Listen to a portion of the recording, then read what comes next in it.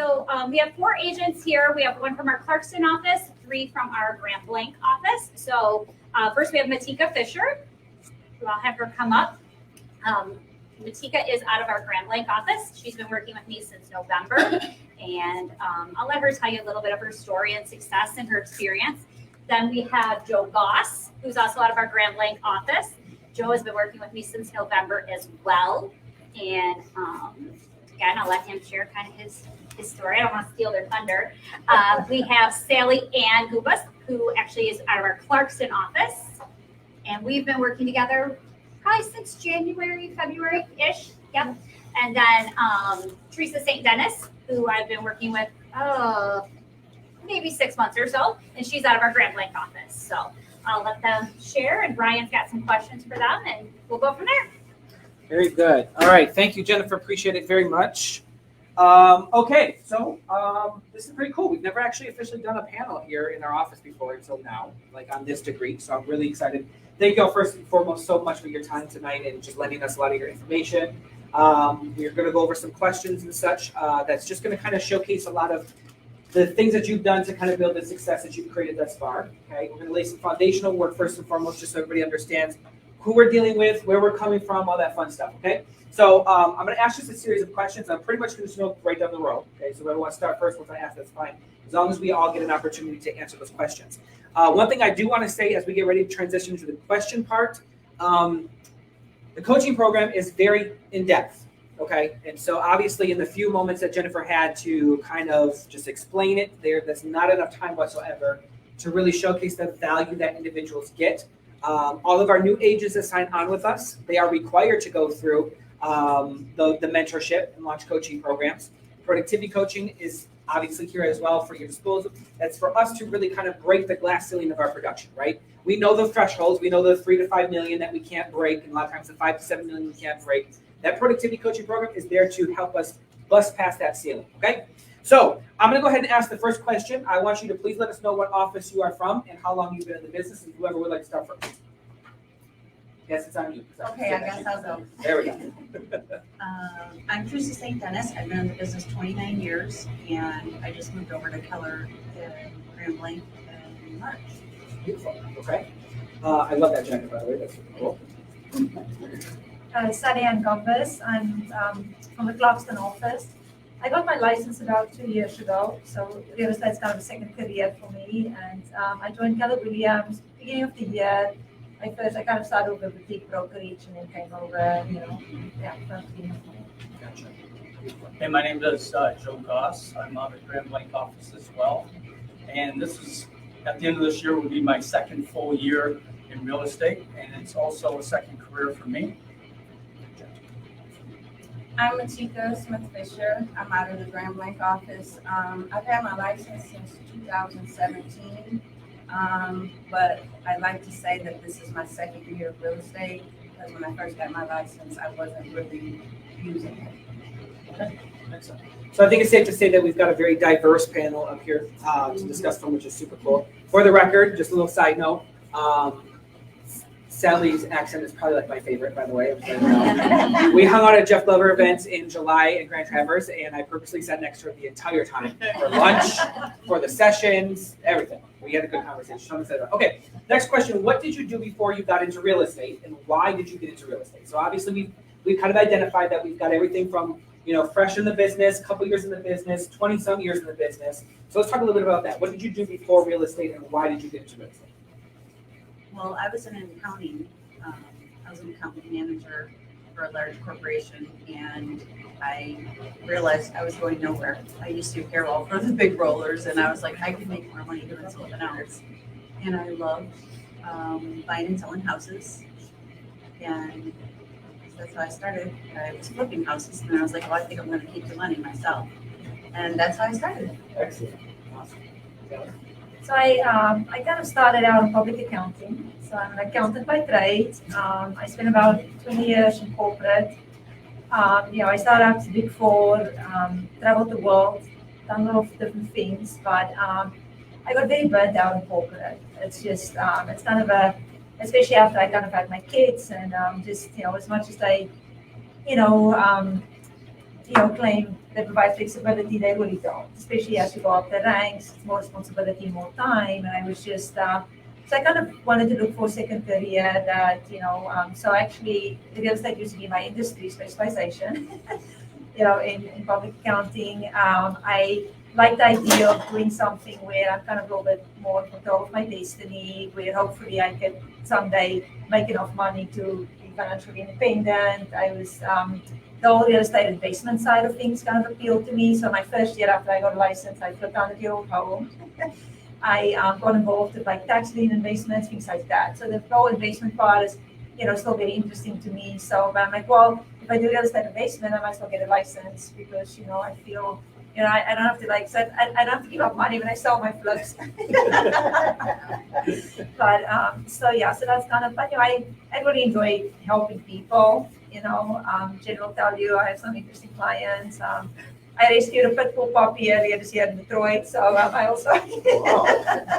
Specialization for real, huh? So anyways, but those things, provide a lot of joy to me, so. Good. So here I am.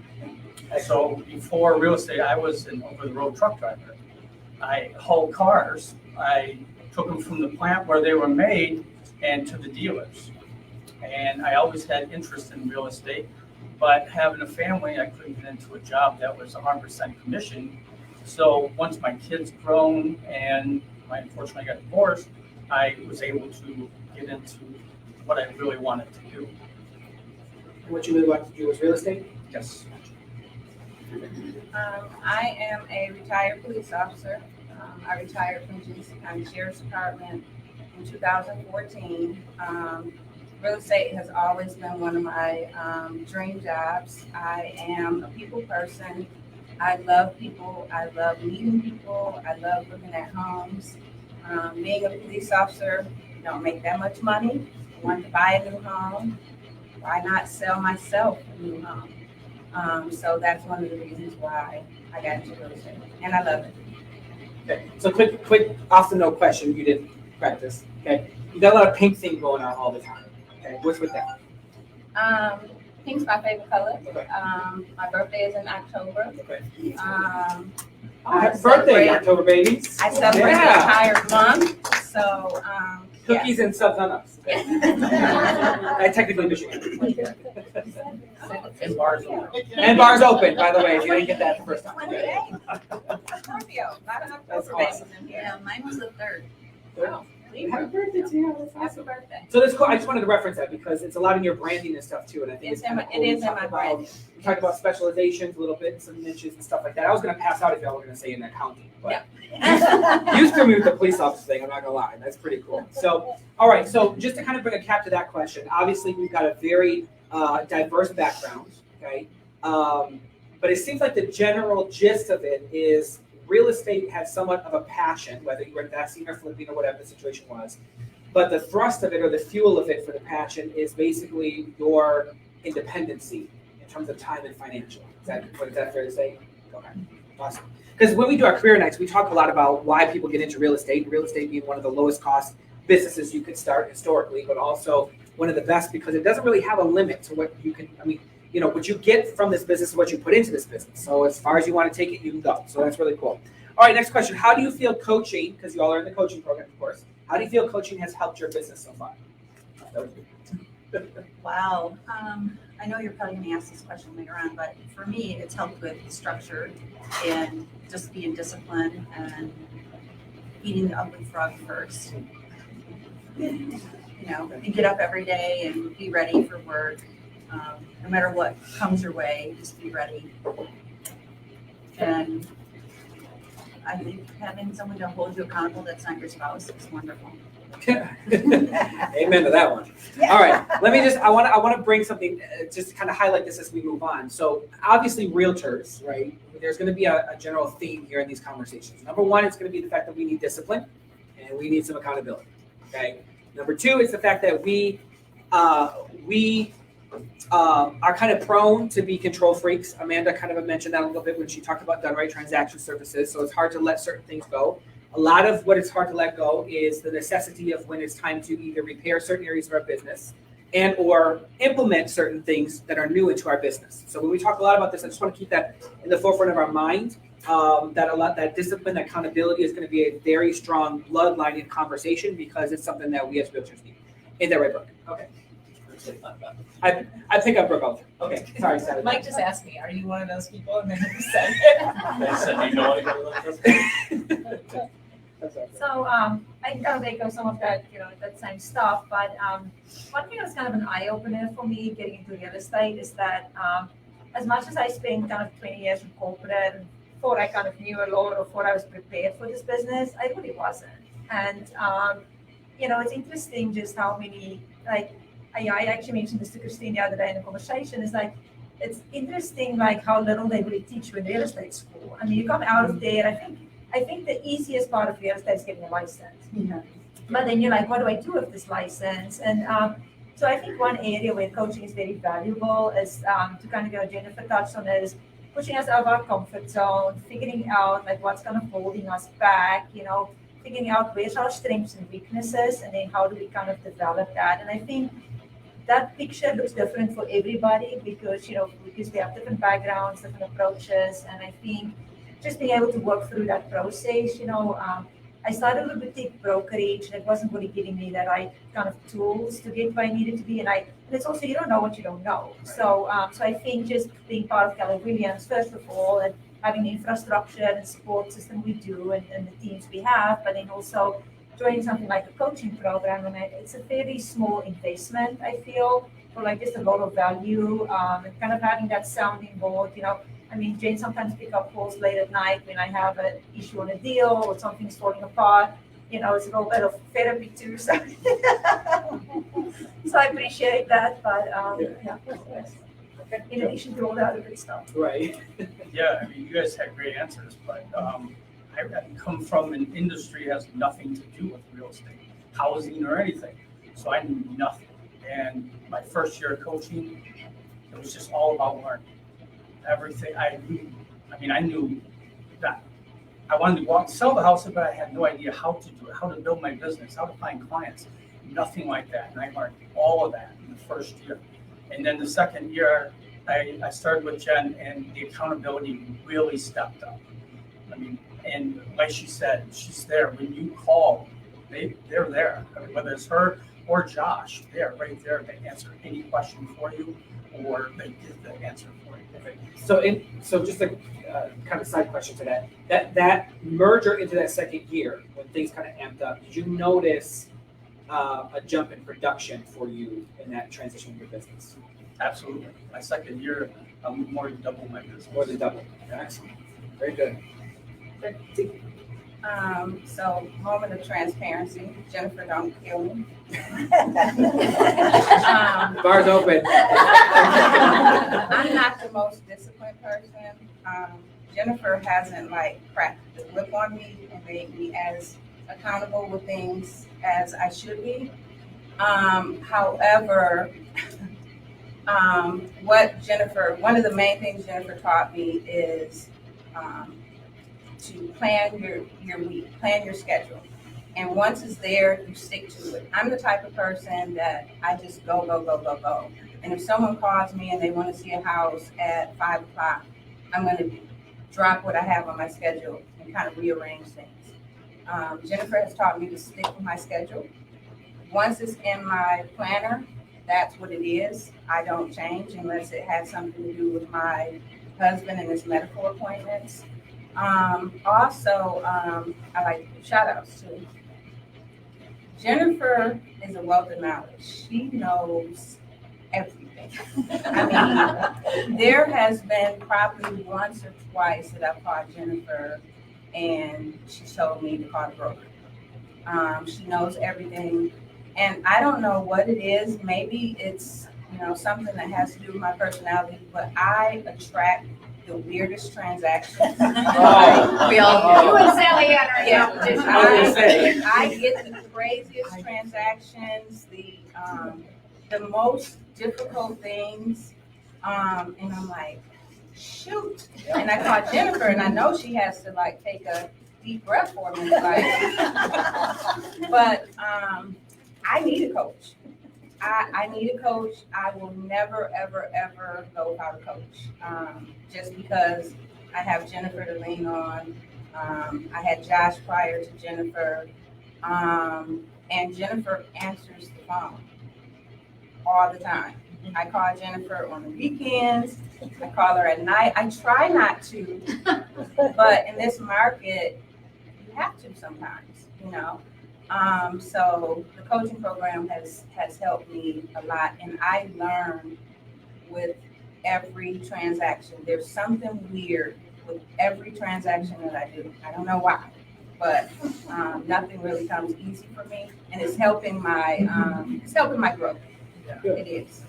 Excellent. Well, don't feel bad, okay, because before the pandemic, we had a handful of agents that had a slew of those weirdos. Yeah.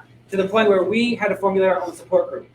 So every Thursday night, we met at Big B's over some coffee and some other choice beverages and put it on the table and try to help each other through it because it was a mess. So we get it. This has been the year for weird. Yes, Yeah, like, yes. for real. But you said something actually perfect because you said what I was going to move, the next question I was going to merge you to. And one of your biggest points was about the scheduling, okay? So tell us a little bit about, just give us an overview. Like what is your daily routine from start to finish?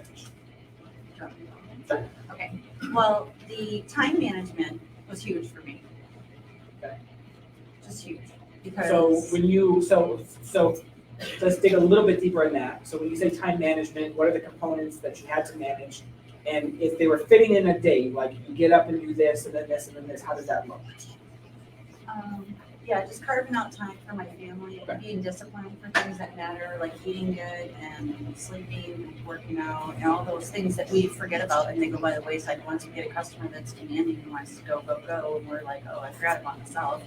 And so, but having that time blocking, we use a sheet that, you know, sets it up for the week and put all of our own personal appointments on it. I think all of us use it, and it helps. And then you have a little bit of extra time in there in case something does change. Sure. Okay. Okay. Sally, what does your daily routine look like? So I have like 2 small kids, you know, and now like a puppy. So that sucks up a chunk of my day, and I obviously have to plan around that. So school bus gets there at 8:30, you know, and I got to get back home, at 4 again. So that's kind of my window during the day to really get stuff done when the kids are in school, you know.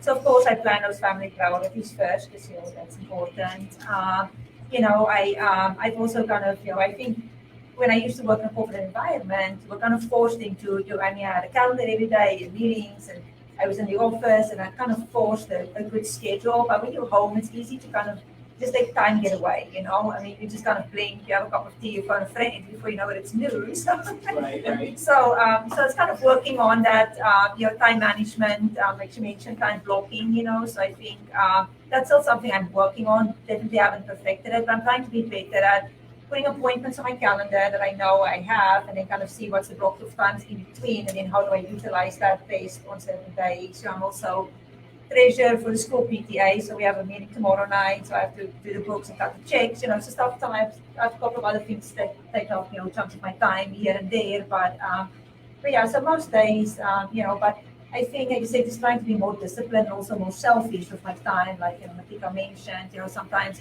I'm the same way. Clients would call and I would let those things distract me, you know, and Jennifer, you know, made a good point once about how not everything that's important is urgent, and to kind of figure out what's really urgent versus what's important, and kind of stick to that, you know, time schedule that you hold for yourself. That's good.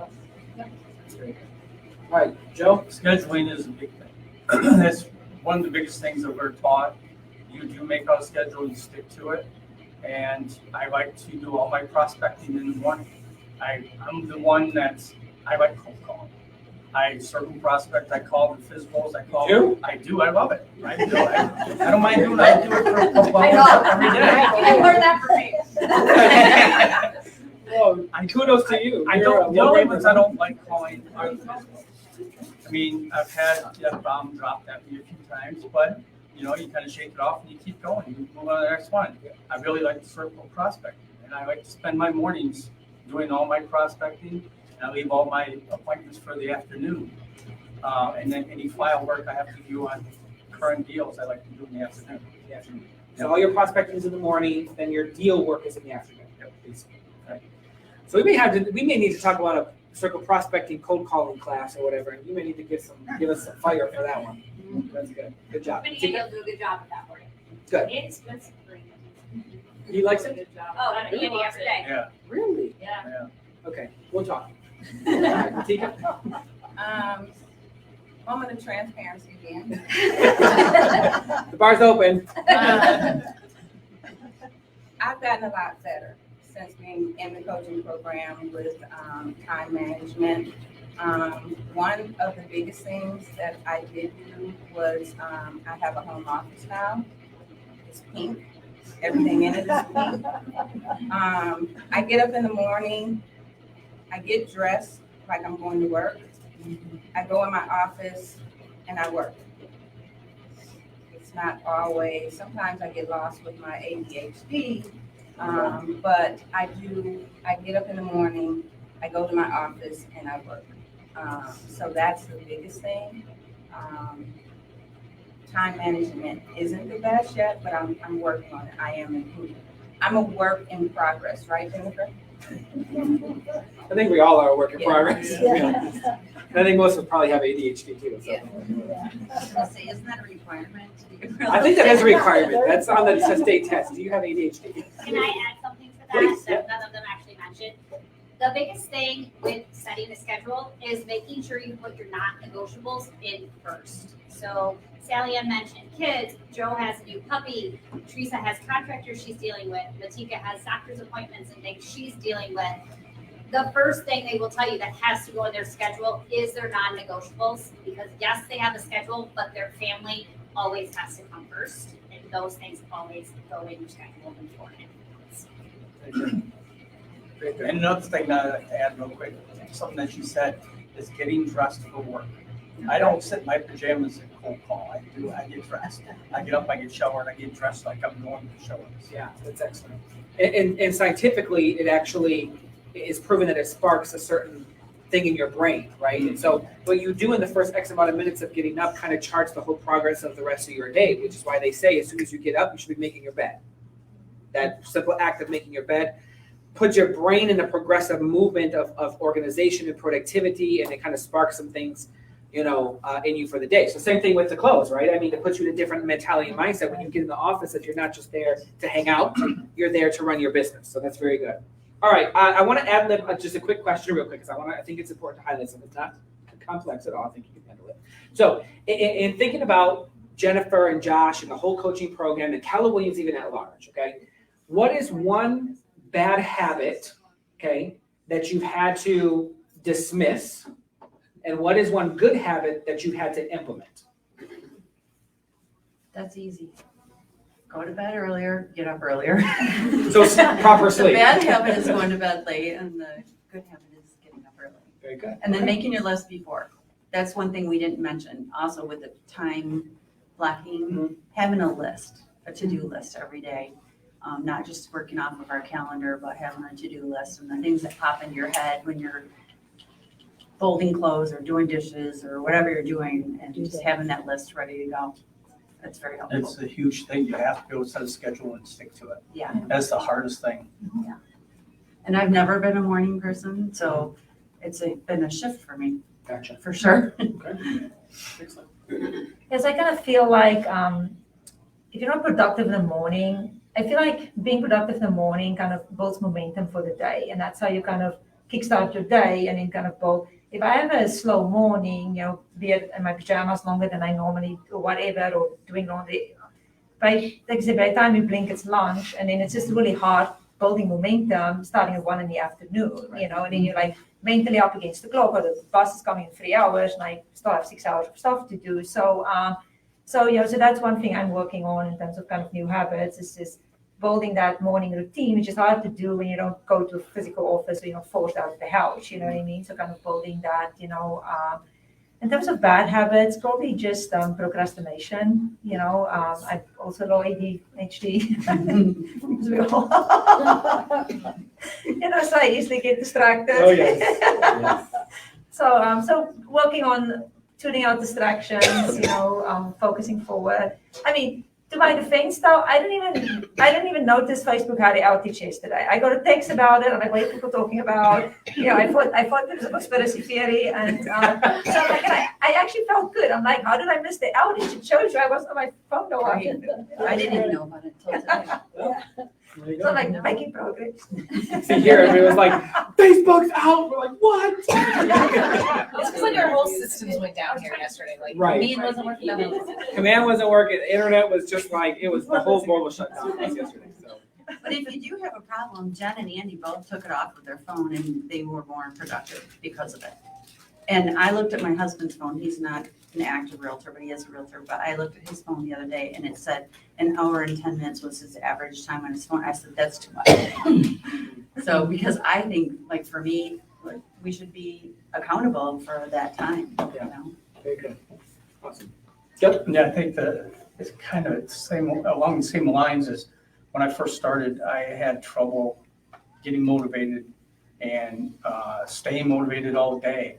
And that was a really bad thing. And I'm working from home a lot. I have the TV on or something. I'm not sitting at my desk and working the entire time. I may go off and start watching the news or something. And it really changed that, make sure my TV's off and stuff. Gotcha. To where I can stay focused on my computer and stuff in front of me. I think that goes with the good and the bad. Sure. Really. Yep, okay, absolutely. I'm 100% opposite. Maybe there's an ADHD thing, I don't know, but I need something in the background. So it's typically like a TV, or I have the TV on when I work. I always found that I would stop my calls because there's a story come on CNN or something. I gotta sit and listen to it, and pretty soon, a half hour later, I'm going, what was I doing? You know, and Right, So- yeah, I gotcha. I gotta shut it off. For sure. So for the record, okay, I really don't have I don't know. I haven't been diagnosed with ADHD. You Okay. have ADHD. Last, You have been diagnosed. but last year for our awards banquet, Diagnosed you. It's being recorded. You don't even need to go see anybody. okay, so Jennifer and Christy said, but for our awards banquets, we do the silly awards, where we have to all vote on best dressed and blah, blah, blah, blah. And I actually won the ADHD award. And what got me is the fact that it had to be voted on by everybody else in the office. So, So you have it. anyways, I guess so. All right, Tika? I believe I said it already, that it's more or less the time blocking. Okay. Sticking to my schedule. And prior to coming to KW, I don't know how I made it through college, but I don't like to read. Okay. And I've been introduced to so many good books, and I haven't read them all. But for me to sit down and read a book at night, I think, I don't know what call I was on, but Lynn mentioned that at nighttime, instead of getting on Facebook, she would read a book or listen to a podcast. And that's a good habit that I've picked up since I've been with KW. Excellent. Very good. Okay, so I've got one last question that I'm going to ask them, okay? And we have just a few more extra minutes. So before I ask that last question, does anybody out here have a question for them? I mean, obviously they're a wealth of knowledge. They've got a lot of firsthand information. Does anybody have any questions from anything that's popped up before we transition to our final question? Yes, Christy. Question. I just want to commend you guys for doing coaching. I've been in coaching for 8 years. I pay a lot more money than you guys do. But I wouldn't be where I'm at today if I didn't have the coaching. Before I had the coaching, I didn't go to family reunion. I didn't go to MEGA. I didn't go to trainings when I first got into real estate. And then I got pushed into going to those. And once I started going to those, I saw the results start turning up. And then I got into coaching about 8 years ago. I'm currently paying about $300 an hour to coach, and I missed my coaching call, and I almost threw up because she changed it on me. But I get stressed out about it, but it holds me accountable, and I commend all of you for giving up a little bit for what you're getting back, because it pays off. And you're showing up, all of you guys. Just give them and Jennifer for doing such an awesome job. Still as a coach too.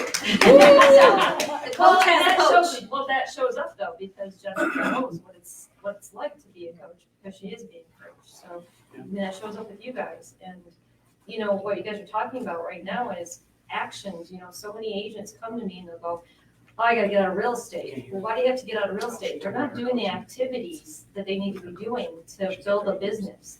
And you guys are doing the activities because you're getting coached on how to do those activities. And it's hard.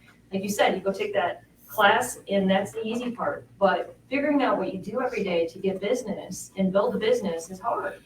And those classes that we put out there and all the coaching and training that people don't get into or attend, those help you build that business and build a bigger business. So I commend all of you for doing that. You guys are doing great. So, Very and good. thanks for showing up today. Yeah. Very good. I tell you what to do, but in all honesty, you guys have to do it. Not everybody does it. So you are the ones that are putting in the work.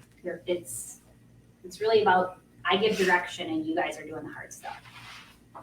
Big Yeah. kudos to Jennifer too, because how Yes. long have you been my coach now? Over a year? It'll be a year in November. A year in November, and it's hard to find somebody to do this job, to give up their time, to give back like she does and do such an awesome job. So, thank you. Very good. Well, since we're in this mushy-gushy moment, I'm going to give my 2 cents before we get to the last question. I do have to say that, like I mentioned at the beginning part of this, that the coaching that we have in terms of the in-house is an extremely underused tool and value that we have right here at Keller Williams Preferred. A lot of our policies and processes have changed as we've grown and developed over the last several years. The launch coaching / mentorship is required for all of our new licensees that come on board. Some newer agents that have transferred as well get to benefit from that. And then, of course, we have the overall productivity coaching program. The one thing that I do want to say about all this is the connectability that this gives you, okay? And it's not just coaching. It's pretty much anything that Keller Williams family is involved on is a huge connectability. I mean, we're the largest referral. I mean, we got one of the largest referral networks because we're one of the largest global real estate companies. Like, we just have so much to connect you, right? So, like, you know, Jennifer's a connection who's connected to a Jeff Glover and a Matt Sutter, who we fight over because really he likes me better than her, but whatever. And so, you know, so all of those, Go back to what else. right. So all those like high-ranking individuals who have trailblazed these avenues of success for us, right? We're connected to all of that. Okay. I mean, her biggest point connection is Jeff Glover. So what happens to her by Jeff Glover gets to happen by virtue with us by way of her. So it's all about connection. So the productivity coaching and the coaching program at large is really, it gives you an opportunity to plug in to the things that you need to add all of these things that this whole panel has discussed into our businesses to really, really kind of do something different, right? Like, I'm in a mentality of, like, especially closing out this year, going into this next year of like, you know, you got to do something different to get something you've never gotten, right? Like, the definition of insanity is you continue to do the same thing over and over, expecting a different result. And so, if that's not working, obviously we got to change lanes. So, you know, sometimes we got to put our blinker on and move to the left or move to the right or whatever we got to do to make it happen. And that's the mode and the vein that we're in. So again, I echo the thank yous to all of you as well for your time tonight. Really, really appreciate you offering this value and assistance to us. My last question for everybody, and you can feel free to add any final comments to this question that you would like, but what is the best advice that you can give to new agents? And if you can't think of something as well, and you just want to give a general answer to agents at large, what is the best advice that you would give us? Whoever wants to go first. I say pick a mentor, pick somebody who is a trailblazer. If you're not ready for coaching because you can't afford it, you haven't had your first deal or you haven't had enough business, to follow somebody who is doing something and ask them for help. Ask them, you know, what could I be doing? Nobody wants to follow a parked car, that's for sure. That's good. Okay. So I would say, you know, kind of taking myself as an example, you know, I kind of started with a boutique brokerage that didn't really give me the support structure I think I kind of needed. And it's probably also personality dependent. Some people probably can kind of jump in. If you kind of more logical and structural like me, then you kind of like to have a plan and you kind of know what you're doing. And so I think invest that little bit of time up front, especially, you know, when joining a great brokerage like Keller Williams, to kind of get your processes and systems set up, you know, because I feel like I'm 2 years into the business and I'm going back to stuff that I probably should have learned in the first 3 months of doing this, you know, and so I constantly kind of backtrack to fill in the gaps that I have, you know, because I kind of didn't start at the right spot. So I feel, that would be my advice to new agents. Invest that little time to just kind of figure out how things work, even just running a business, understanding how a real estate business works, how you need to look at your numbers, all those type of things that you kind of need to be successful and to kind of build. Because I think a lot of people kind of jump in and, it's great, to get deals, prospect and all these other things, but, you also kind of just need to learn how it all fits together and, and then, so it's basically, maybe in other words, is putting your base together first, and then you can kind of continue to build on that, and then definitely, I would agree with nobody in life that's successful, typically don't have a mentor. So I think, to Christine's point, for anybody and everybody, it's always a good, a good way to kind of accelerate, once you're ready for it. I think that anyone that gets into real estate that doesn't have the knowledge would be crazy to not get a coach. I think that's what really has helped me learn everything. It drives me to do better every year. And it's very simple. They give you the tools to do what you need to do. All you have to do is listen and do it. It's all you have to do, but you have to do it. You're gonna make it, if you say you're gonna make 100 calls this week, don't make 50, make 100 or 120. Do what you're told. That's the biggest thing. For me, two things. Number one, I would say coaching program is a must. Also, I'm glad Christine's here because I can say it. The trainings that we offer, go to all the trainings. And what I want to say to Christine is, please don't take away Zoom, because I know we're all ready to get back and, swing of things and do things in person, but I have a husband that has a weak immune system. So COVID does scare me, even though I'm vaccinated. And the Zooms are awesome. I get on Zoom when I'm on my way to an appointment. Even if I can get on just for 5-10 minutes, I get on the Zooms. So take advantage of the training. Even when you think you have something mastered, get on the Zoom. I know Rob, when he does the purchase agreement class and the different forms classes, I know he's like, sometimes, what is she doing on here? Like, how long has she been an agent? But it's amazing how much I learn when I get on those trainings. And I get on those trainings, even if it's just an agency form, whatever form it is, I get on the Zoom because sometimes I don't have any questions or anything, but I listen to someone else's question and I learn from it. So I would say just stay on top of the trainings, and just, if you're not doing anything, get on the training call, So that's the biggest thing for me is I get on the trainings all the time. So I'm going to add something to that. I think, by doing trainings and things and attending events, and I think networking is a really big part of it, and in the short time that I've been here, just, so I met you guys at the retreat in, Traverse City, but it's great to kind of build those relationships and friendships and that, professional network, so if I need an agent to help me show a home, or, sometimes I help other agents out. So just also make yourself available, for those type of things. So do an open house, not only as opportunities to kind of get business, but also just, because I feel that having that network is valuable, so I would have no problem picking up the phone and call Teresa or Joe or whoever if I have a question, because I feel like, we constantly see each other and kind of connect, so that's another piece of advice I think for new agents, get involved. Get involved. It's important to build that network. And then one more thing, I just want to give a shout out because Jennifer right away says, work on your business plan. And we all hate that, right? We all hate setting goals. We all hate talking about our stuff. And that to me is good because every month I look at it and I say, what did I say I was going to do when I first started? And then what did I say the last time we were going to get together at our last meeting? And we meet twice a month. I don't know if anybody mentioned that. Every 2 weeks, yeah. Yeah, every 2 weeks. Okay. Jennifer, Christine, any final closing comments before we wrap up this portion? I'm going to echo kind of what Matika said. There is so much training out there. It's So don't get overwhelmed. I had an agent go, oh my God, I'm so overwhelmed, you guys have too much stuff. I said, yeah, I love you saying that, because you should get on everything, but you don't have to. Get on the stuff that's going to help improve your business. At least get to that stuff. Sorry. No, I had to you're say fine. that, just said 2 agents say to me, I'm overwhelmed, you guys have too much. And I said, okay, I get it. Breathe. Just, I don't care if you don't do anything. That's on you, right? Because you're all independent owners, business people.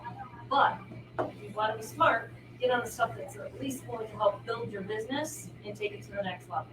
So, go ahead. When the Sorry. training calendar comes out every month and it says, these are the trainings, sit down, look at that training calendar, decide what you want to do that fits in your schedule, and put it on your schedule.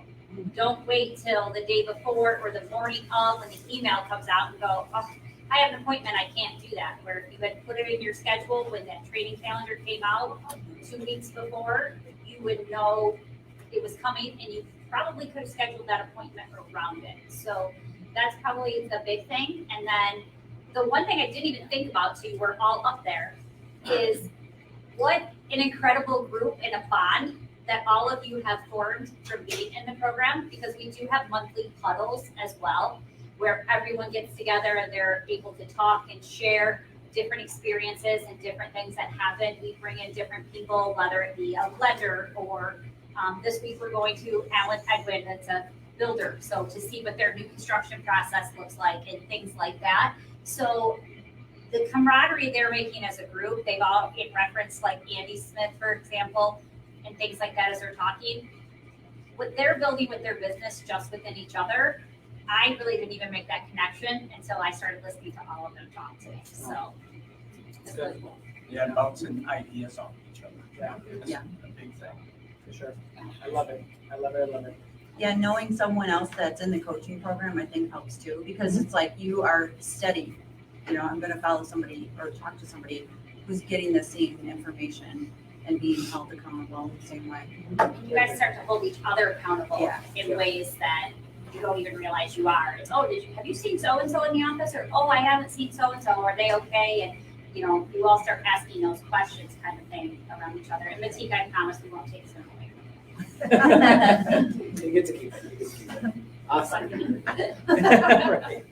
Okay, so what I'm going to say to wrap this portion up is just if there's any questions or concerns that anybody has, because this is a very robust, not from functionality, but just from value. It's very robust in value for the agents, whether it's the mentorship / launch coaching, productivity coaching, etc. They all offer different avenues of success. So any questions after this, please see Jennifer, please see myself, if you're more than willing, because this is everything from what's required of new agents all the way to, you know, a Chris who says, I am at 7, how do I get to 15? Okay, so that's how widespread that this is, okay? All right, well, I want to thank you all so much again for your time. Thank you for your wisdom, your information. This was incredible. Can we just give them a round of applause?